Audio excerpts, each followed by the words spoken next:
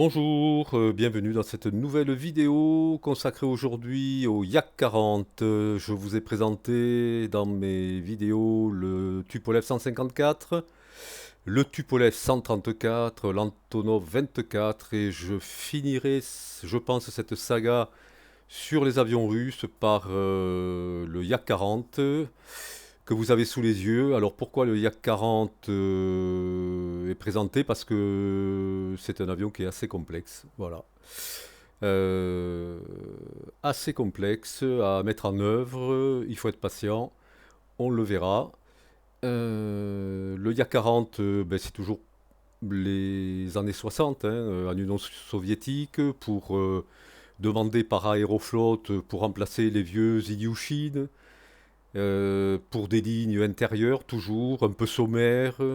Donc il fallait un avion robuste pour des pistes courtes, parfois en herbe.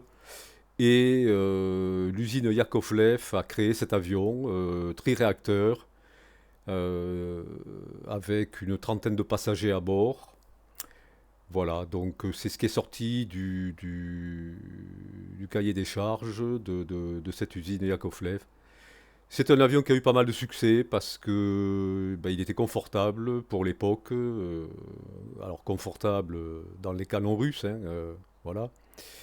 Mais c'est un avion qui a été construit à plus de 1000 exemplaires et qui a même été certifié dans certains pays d'Europe, en Allemagne,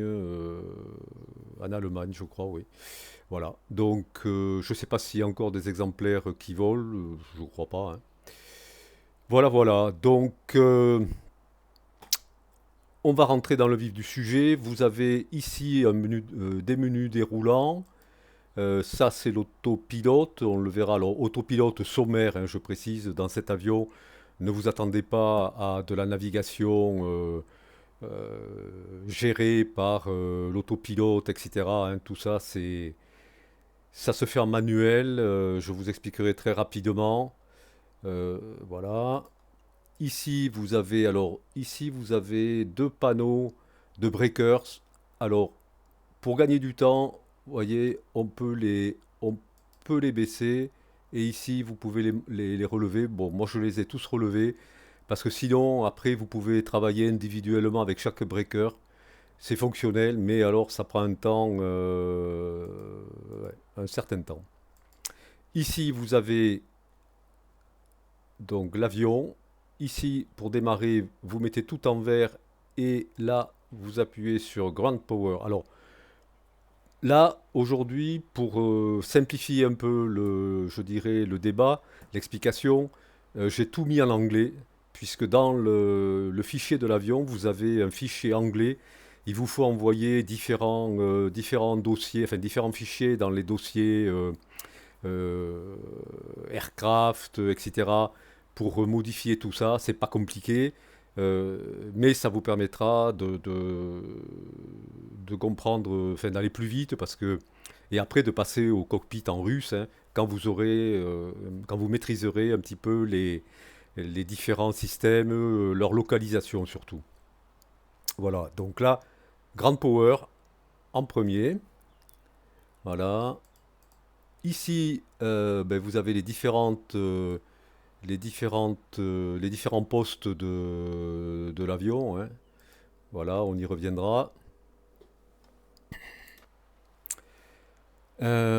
Ici, toujours pareil, très sympathique feuille de loading qui ressemble à celle de l'Antonov 24. Si vous avez vu mon tutoriel, on la verra tout à l'heure. Voilà. Ici, alors ça c'est toujours intéressant, ça permet de faire des calculs rapides, hein, entre les hectopascales, les millimètres de mercure, voilà. Hein, c'est pas mal cette fiche, elle est pas mal. Là, eh ben, écoutez, si quelqu'un sait manier cette règle, chapeau, moi, je la cache très vite parce qu'elle me fait mal à la tête. Ici, vous avez un panneau de settings, hein, de menus. Bon, là, chacun fait ce qu'il veut. moi j'avoue que je n'ai pas trop touché à ça, hein. Je laisse comme ça. Bon, ça n'empêche pas d'avancer et de voler. Ici, vous avez bah, une fiche de. Alors, je pense que c'est à rapprocher de ça pour le centrage de l'avion, hein. Je m'en sers pas. Bon. Et là, vous avez le GPS. Voilà. Alors, on va rentrer dans l'avion. Voilà comment ça se présente. Un avion avec des cadrans, des boutons. Là, voilà, là derrière, il n'y a rien.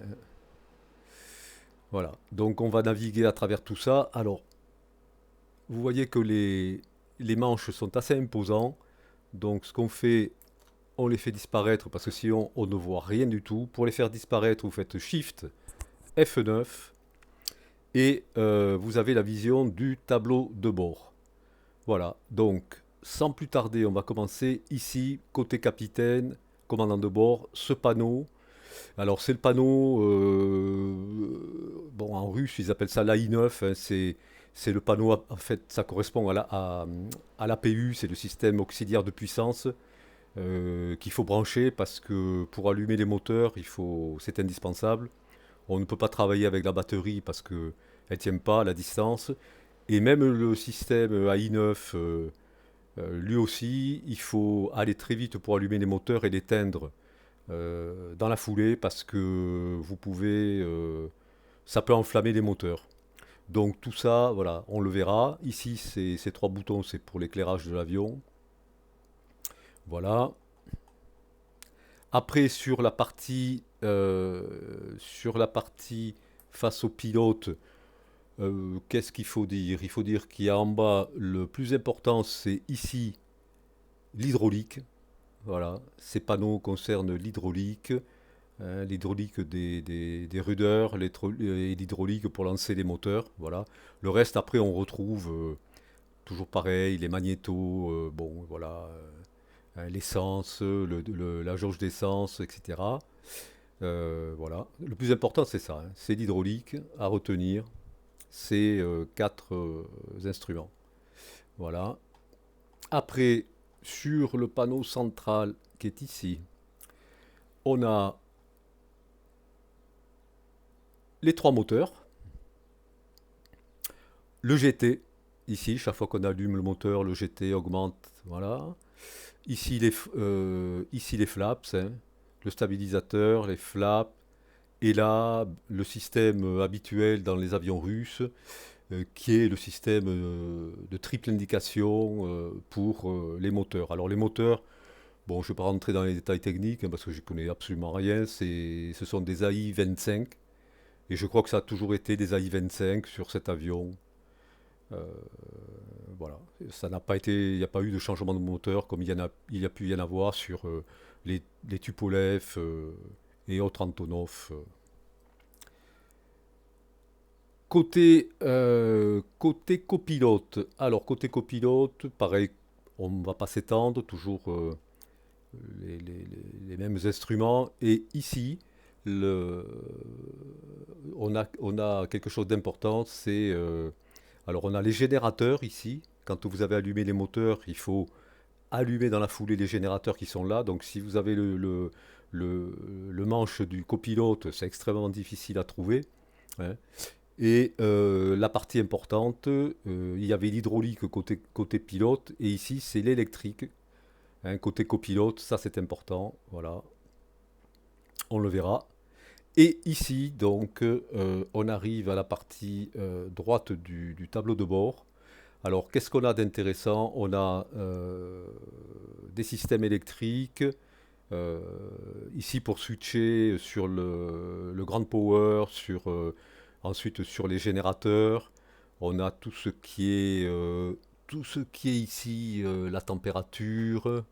Euh, on a ici les, comment vous dire, les lampes. On a, qu'est-ce qu'on a? oui, quelque chose d'intéressant, c'est ici pour ouvrir la porte arrière de l'avion. Parce que dans cet avion, il n'y a pas de porte latérale, on montait par... Alors ça ressemble à la Caravelle, hein, on montait par derrière. Voilà, on ouvrira cette porte. Après, on va passer ici à l'overhead. Donc ici, on a tout ce qui est les lampes externes, les radios, la partie ADF qui est fonctionnelle, hein, voilà, et toute la partie incendie, témoin d'incendie. Voilà, ça c'est pour régler les ADF. Et ici, on a tout ce qui est réchauffe, tout ce qui est réchauffe fenêtre de l'avion, etc. Voilà, c'est pas un overhead bien compliqué. Euh, Ici, il faut allumer ces trois témoins qui sont en vert. Ce sont des valves anti-incendie, hein, pour les moteurs. Donc, il faut les allumer, sinon les moteurs ne démarrent pas. Voilà ce qu'on peut dire sur l'overhead. Alors, ici, on a la partie pédestal. Donc, pédestal, qu'est-ce qu'il faut retenir d'important? C'est surtout ici, on a un système hydraulique qu'il faut activer. Voilà. Ici, on a un switch qui est une pressurisation, pareil, qu'il faut activer. Il faut activer les pompes ici. Voilà. Ça, c'est le plus important, hein. Voilà, les pompes, pression hydraulique. Et on a, après le reste, c'est la partie throttle, ça on va pas s'étendre. Et ici, bien caché là, vous avez l'autopilote. Et ici, vous avez aussi un switch à manipuler. C'est le contrôle du palonnier. Voilà. Hein, ici, à côté du frein de parking. Voilà. Il faut, euh, il faut absolument, quand vous allez décoller, il faut activer, lever ce switch ici. Voilà. Voilà. Après, qu'est-ce qu'on a? On a au niveau du commandant de bord, sur le côté, on a le transpondeur. On a ici le système de navigation, le nav 1, le nav 2 est côté copilote. Donc le transpondeur, ici important, vous avez ici pour lancer l'APU et vous avez ici donc vous voyez l'AI9, hein, et l'AI25, c'est le lancement des moteurs. Voilà, AI9 partie haute ici, on va le voir, c'est pour lancer l'APU, enfin l'auxiliaire de puissance, hein, puisque là il ne parle pas d'APU dans cet avion, mais bon. Et ça, c'est pour lancer les moteurs. Voilà ce qu'il faut retenir de ce tableau. Et sur le panneau, donc, copilote, qu'est-ce qu'il y a d'important? C'est cette partie, on va dire. Alors, cette partie ici, bon, on voit pas très bien. Ici, cette partie, c'est pour débloquer le yoke et le palonnier, puisque tant que vous n'avez pas, on le fera hein, dans la checklist, tant que vous n'avez pas travaillé sur ce petit panneau, ben, le yoke sera toujours bloqué. Voilà. Ici, ce panneau-là, c'est un panneau qui concerne tout ce qui est réchauffage de l'avion, tout ce qui est défrost, les contrôles de défrost, hein, voilà. Et qu'est-ce qu'on a d'intéressant? Bon, la pressurisation, bon, voilà. Euh, et on a, qu'est-ce qu'on a?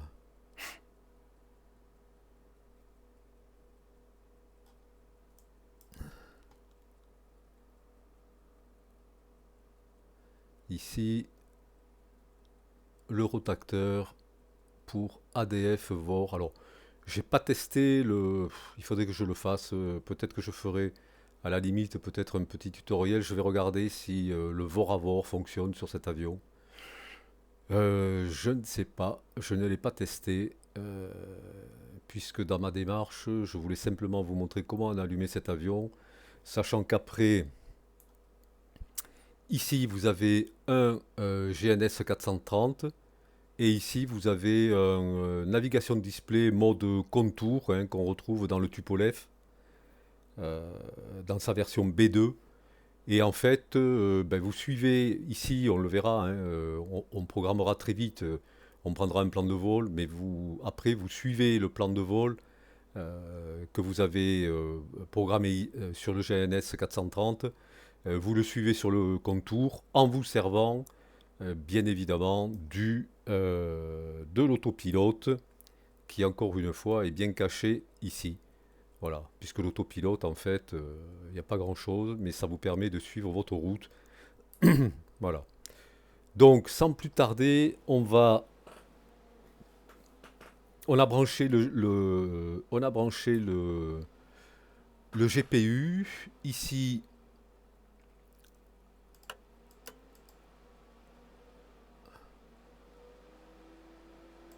Voilà. Donc on branche le GPU.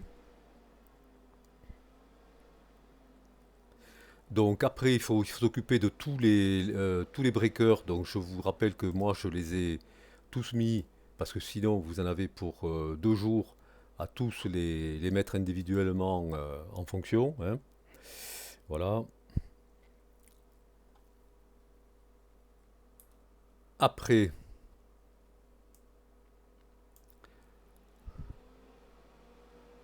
ici,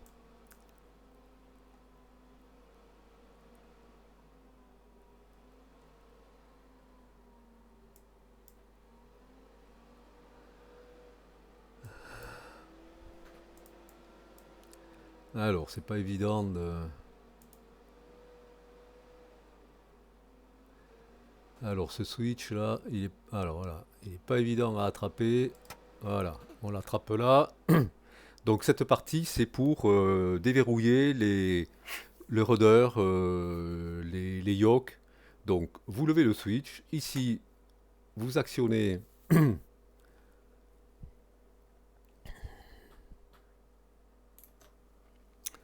Vous actionnez, vous attendez que la lumière soit verte. Voilà, elle est verte. Donc vous pouvez.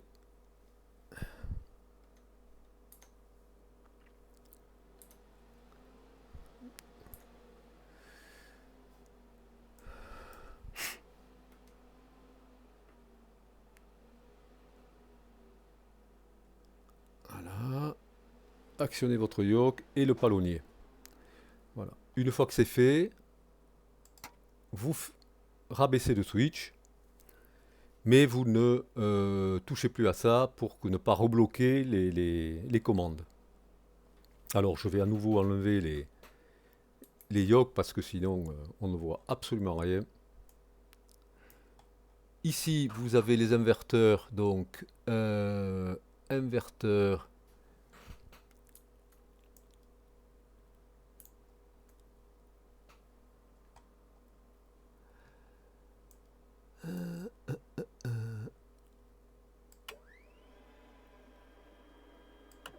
Ah, voilà. Vous branchez ces deux switches.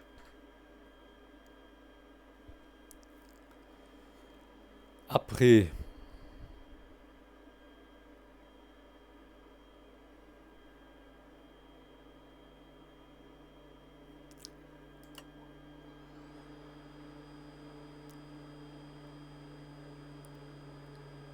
vous mettez ce switch en haut.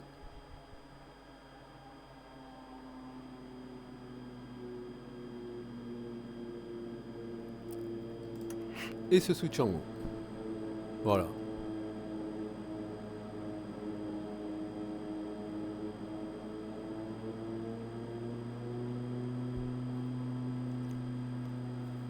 Une fois que c'est fait,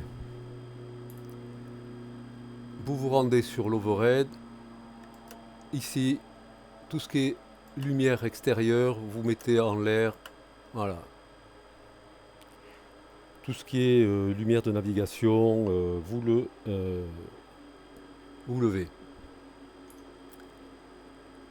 Côté commandant de bord, les lampes de cabine, vous levez. Et ici, alors vous pouvez, je pense, même lever ce switch si j'arrive à l'attraper. C'est vraiment une galère d'attraper ces switches. Bon.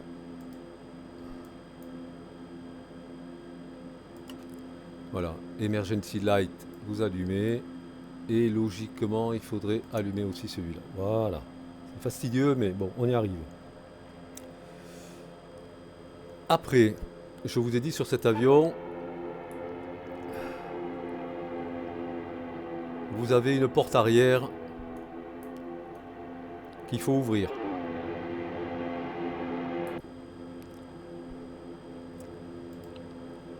Vous levez ce switch et ce switch. Voilà. Ladder control, power et extend. Logique comme...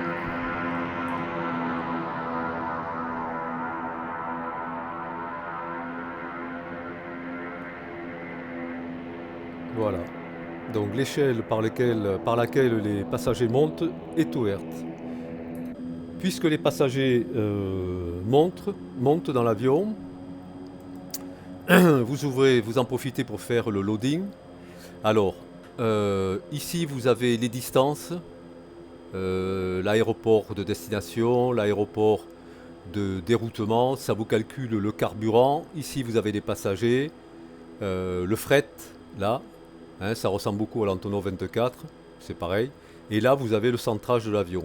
Donc, ici on va mettre qu'on va donc à 400 km, voilà, 2300 litres de carburant.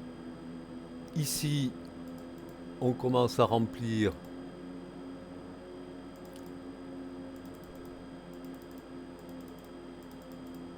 voilà, de manière un peu aléatoire.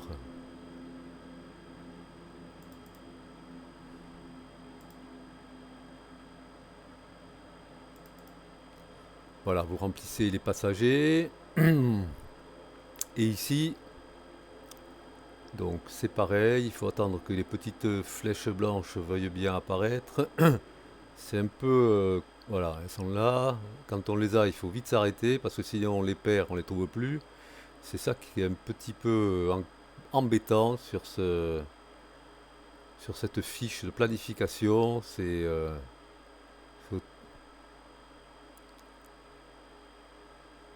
voilà, j'ai perdu mes flèches.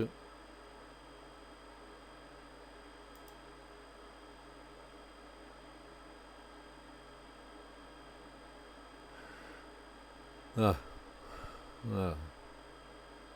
Voilà. Donc là, donc on centre et après on ajuste un peu de manière aussi aléatoire, hein, parce que je vous avoue que voilà, il faut que là, voilà, dès que tout est, vous n'avez plus de valeur en rouge, vous faites chargement, puisque ça veut dire chargement, ça en russe, hein. Voilà, hop, vous sortez de là, ça c'est fait.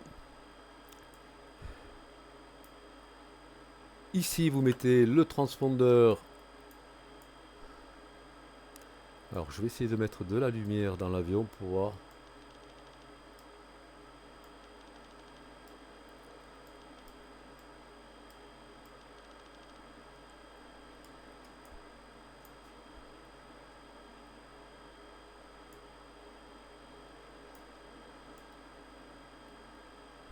Voilà, là il y a un rotateur, on ne le voit pas, mais voilà, vous le mettez côté gauche. Ouais. La lumière dans cet avion, c'est pas le top en matière d'illumination. Donc une fois que le transpondeur est mis sur standby, on va aller sur côté copilote sur le système dégivrage.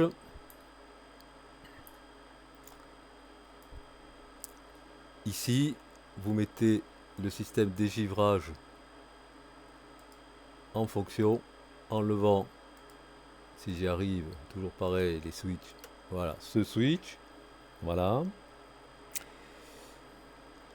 On vient sur le pédestal. On va mettre les pompes. Hop, hop. Voilà.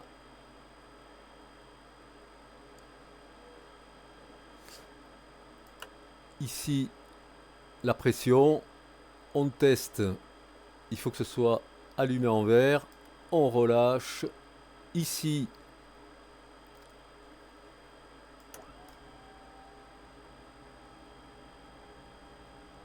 on envoie la pression. Alors, en fait, il faut, voilà, monter le switch 2 fois. Voilà, on entend que ça charge. La lumière rouge s'éteint.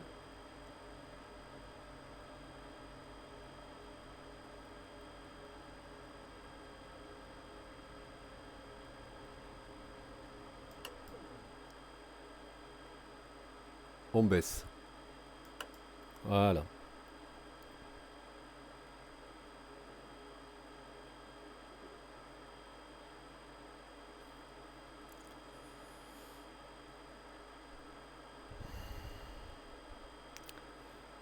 Une fois que ça c'est fait,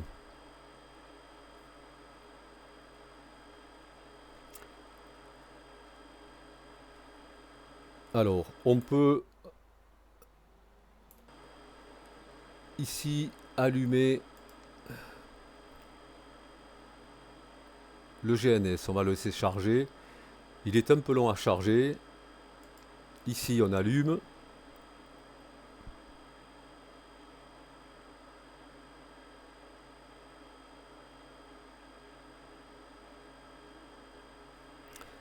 Alors je reviens sur le pédestal. Je peux peut-être laisser ce bouton là encore un petit peu.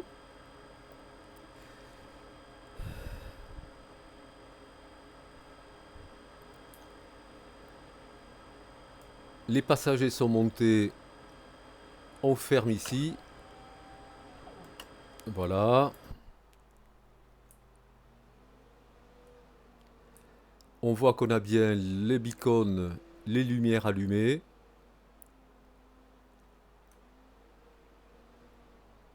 Voilà, ça clignote. Impeccable. On va mettre ici. On a du no smoking, parce qu'à l'époque ça fumait dans les avions.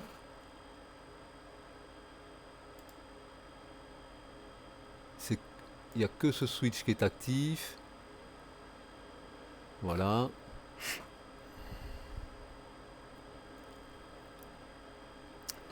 On va côté gauche copilote. Ici. Pas facile à atteindre. Vous avez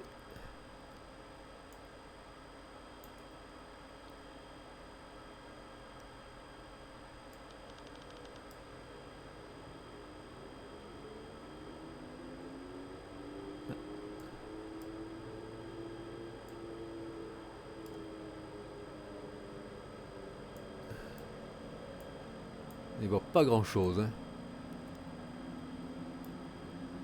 Alors, vous avez ici, au niveau électrique, il faut... Alors, attendez, je vais essayer... Ouais. On voit le rotateur ici. Le rotateur, il faut le mettre sur 27. Voilà, celui-là 27. Celui-là on le voit là, vous le mettez ici. Et ce rotateur, vous le mettez sur 115 volts.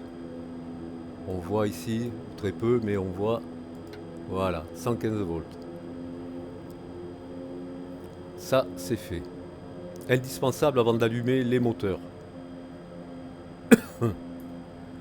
On revient ici. On allume le système anti-incendie.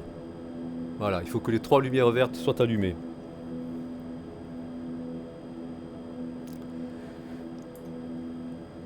Ici, à gauche de la lumière jaune, vous avez un petit bouton. Vous appuyez dessus et vous testez les lampes. Voilà, pour voir s'il n'y a pas de défaillance.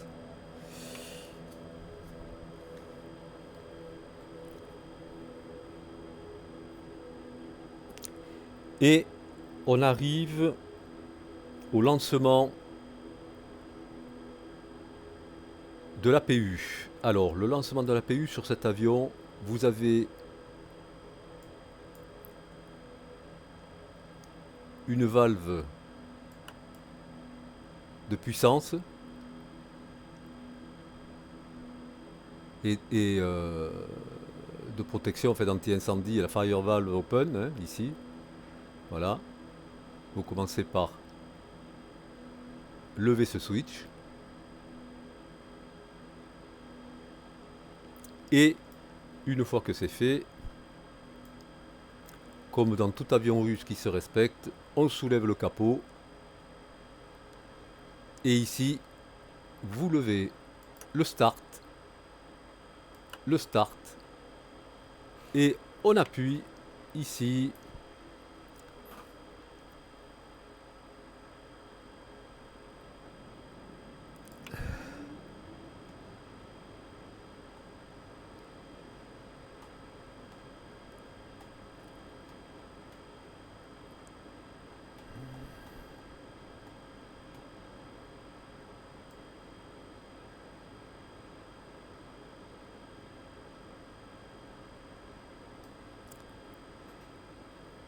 Voilà, vous avez ici la température de l'auxiliaire de puissance, hein, qui est de l'APU, la température qui est en centaines de degrés, donc qui s'est établie.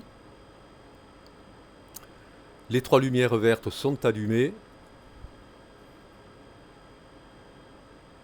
Voilà. Quand vous avez fait ça, vous refaites un deuxième test. Si j'arrive à trouver le bouton, voilà, de lampe.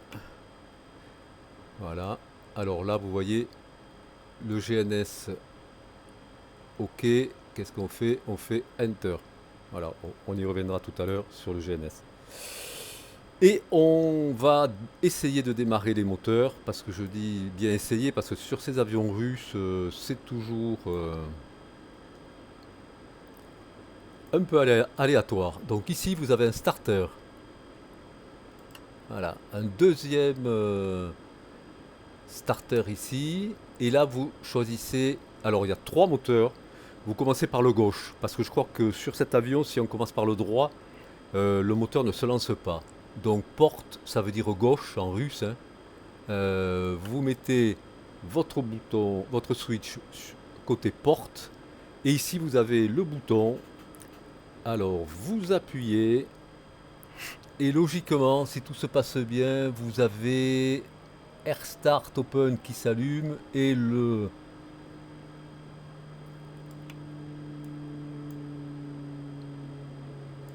moteur qui se lance. Donc on va voir s'il se lance correctement. Alléluia, il s'est lancé. Donc on fait ce que l'on fait dans tout avion quand un moteur s'est lancé. Le générateur ici est lancé, la lumière s'éteint ici. On revient rapidement.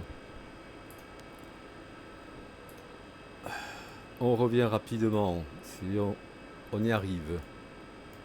Ici, on va aller chercher, alors, le moteur central a priori. On regarde. Oui, c'est bien le moteur central qui démarre.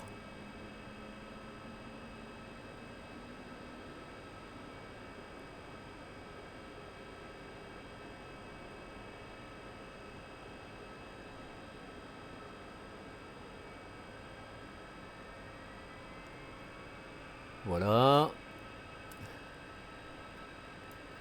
Ici, on met le générateur. On revient rapidement pour chercher le troisième moteur qu'on lance. Ça démarre. Jusqu'ici, tout va bien. On n'a pas d'incendie, a priori.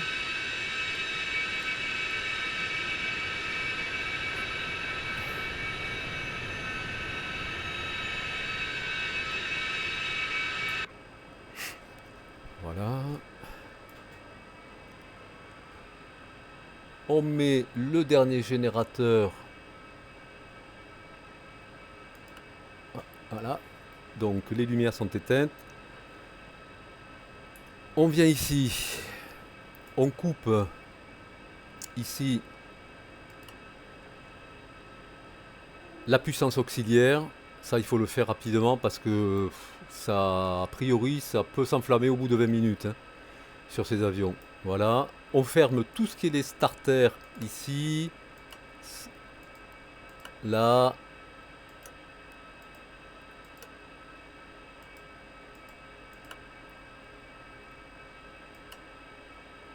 Ça ne va pas, ça. Oui, voilà. Et on ferme le capot. Alors, au niveau de l'allumage des moteurs, on est pas mal. Ce qu'il faut faire aussi, c'est que une fois que la puissance auxiliaire est arrêtée, pour pas avoir de problème, sécuriser, on baisse ici le switch hein, breaker à I9. Voilà.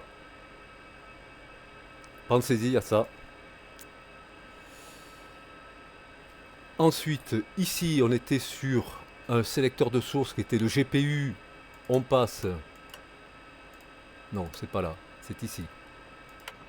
Voilà. On passe sur le générateur.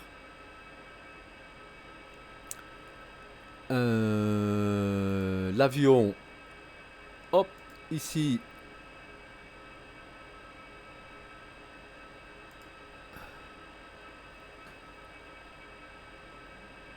Alors.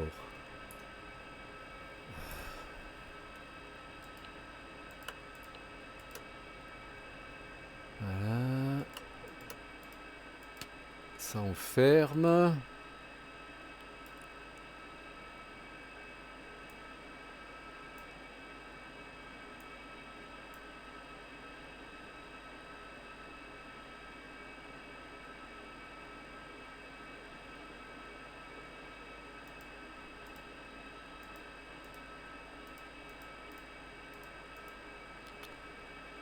Alors, on ne sait jamais où sont les...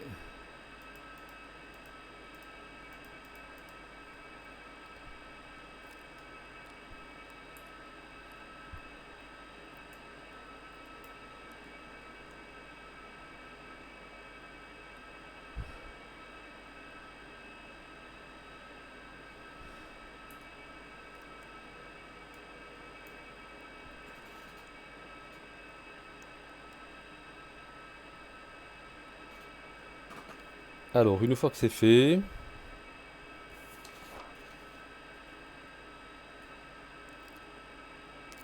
qu'est-ce qu'il nous reste à faire? Il nous reste à faire encore pas mal de choses.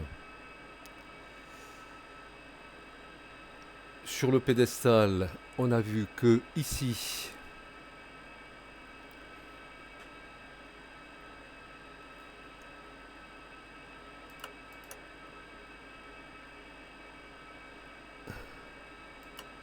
il faut brancher ces valves.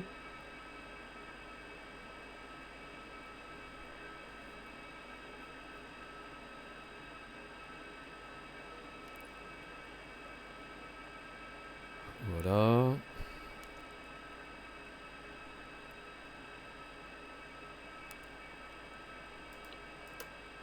Ah, celle-là, on l'éteint. Voilà. Alors, où est mon avion? Il est là.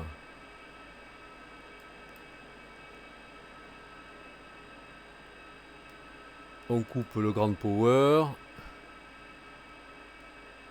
Le GPU, le GPS est coupé, c'est normal. Quand on allume les moteurs, le GPS, on fait ça. Ensuite, flight plan. Flight plan, on va aller chercher.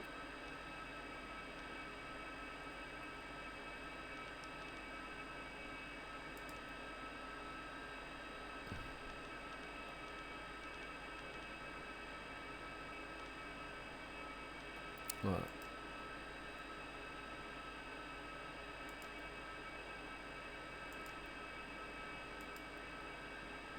Voilà, on a un flight plan, vous voyez qu'il est ici, hein. Alors, on a ici un radar qui a priori serait fonctionnel,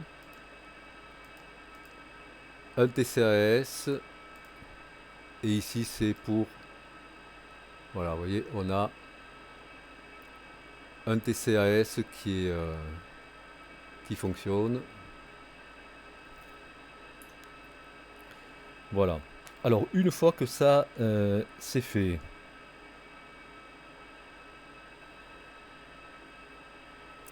sur le pédestal ici, on ne le voit pas très bien, vous avez ici un rotateur.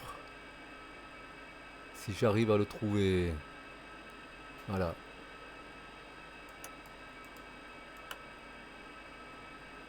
On voit pas, mais vous le mettez sur CM50 et vous le remettez sur ILS.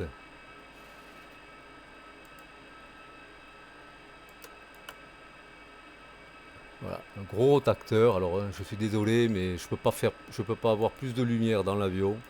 Le rotateur est ici, donc là, il est sur CM50 et vous le remettez sur ILS. Et vous mettez ici ce switch. C'est un sélecteur de route, d'après ce que j'ai compris. Vous le mettez, vous le levez. Après, ici, comme dans tout avion russe, il y a un petit réglage de gyroscope à faire. Donc, vous voyez là, latitude de Montpellier, c'est 42. Vous réglez. Et ici, vous mettez ce bouton sur GPK. Voilà. Donc là, vos gyroscopes sont réglés.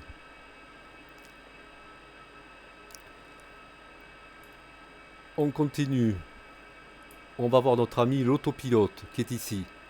Vous le pré-réglez. Vous mettez le power et le pitch. Comme ça, donc logiquement, une lumière devrait s'allumer. Et dès que vous avez décollé, ben, vous appuyez sur le bouton du centre pour le mettre en fonction. Parce que là, il est juste pré-programmé. Et là, vous avez l'altitude, le maintien d'altitude. Donc c'est tout ce qu'il y a à faire. Et là, vous avez un rotateur, ici, gradué, de 0,15 en 15 en 15. Vous vous en servez pour suivre la navigation qui est ici. C'est pas plus compliqué. Alors c'est vrai que bon. Après, à vous de tester. Peut-être que le Voravor fonctionne, hein. Il faut que vous le appuyez-vous sur le tuto que j'avais fait sur l'Antonov en me servant des Voravor. C'est la même chose, hein. Vous réglez les VOR, la fréquence VOR, Et voilà, vous alignez votre VOR et vous suivez les VOR. Vous pouvez changer de fréquence. Testez-le, je pense que ça fonctionne. Après, le suivi d'un plan de vol, malheureusement, comme pour l'Antonov, ça ne fonctionne pas sur ces avions. Après, important, vous checkez la jauge carburant. On a vu que sur la feuille de loading qui est ici, il fallait 2300 litres. Donc on est pas mal. Voilà. On est à 2000. Voilà. Ça, il faut. Et après, vous faites un test ici et ici. Voilà. Porte, c'est gauche. Et STBD, c'est droite en russe, hein. Voilà, vous apprenez le russe comme moi. Voilà, ça c'est fait. Après, vous réglez ici, on n'a pas fini encore, hein, les amis. C'est ici, vous réglez l'altimètre d'alerte. Alors, je ne sais plus si c'est là. Voilà, vous le réglez. Bon, moi je le mets toujours sur 100. Voilà, pour que ça déclenche une alerte. Euh...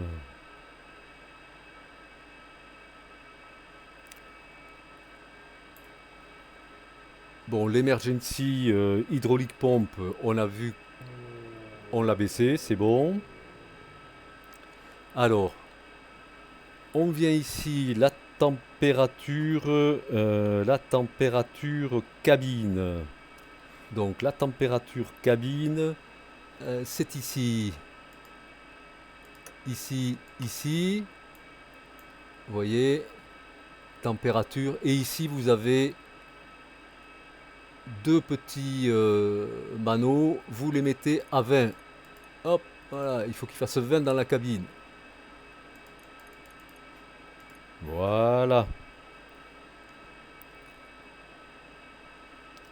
Après, qu'est-ce qu'il nous reste à faire?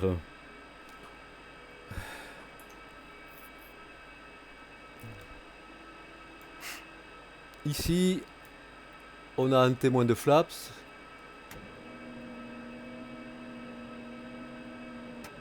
On va les mettre à 15.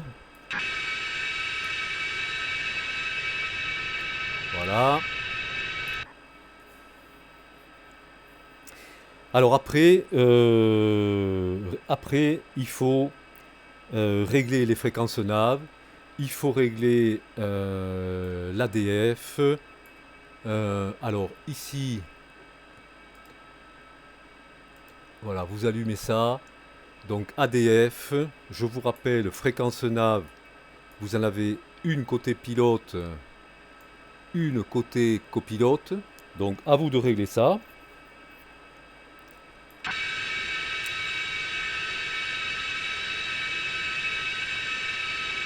Voilà.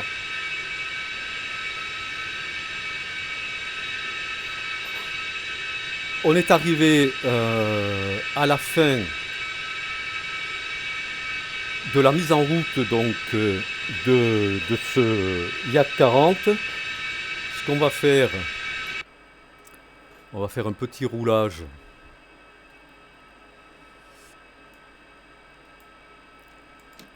Vous avez le frein. Le frein de parc est ici.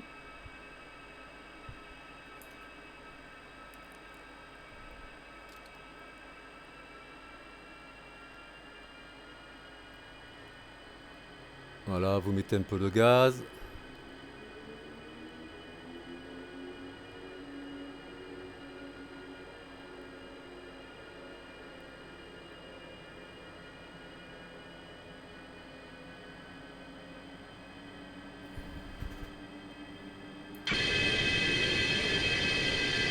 Voilà, vous voyez que ça pollue, hein, ces avions russes.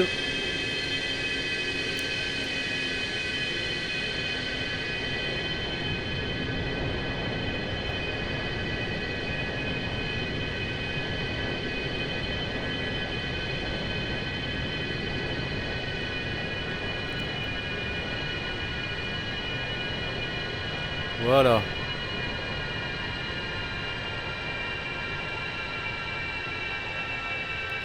On va laisser passer le McDonnell. Bon, le roulage, il n'y a pas de difficulté.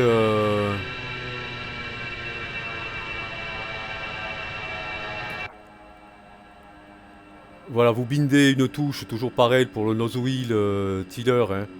Vous bindez une touche.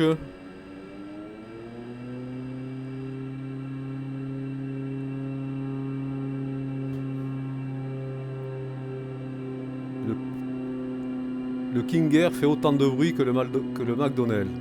C'est effrayant. Voilà.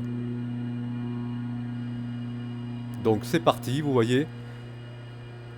Donc beaucoup de patience pour allumer cet avion, mais voilà, je voulais vous le présenter parce que c'est quand même intéressant de connaître ce genre d'avion. Voilà, je ferai peut-être si je vois que ça fonctionne correctement, je ferai un petit vol de bord à bord. Bon, là, je vais arrêter les vidéos pendant quelques semaines, hein, puisque j'ai d'autres activités et je reprendrai certainement en septembre, fin août, début septembre. Voilà, j'espère que cet avion, ce petit tuto vous aura permis de le découvrir. Et écoutez, je vous souhaite de bonnes vacances et je vous dis à très bientôt. Au revoir.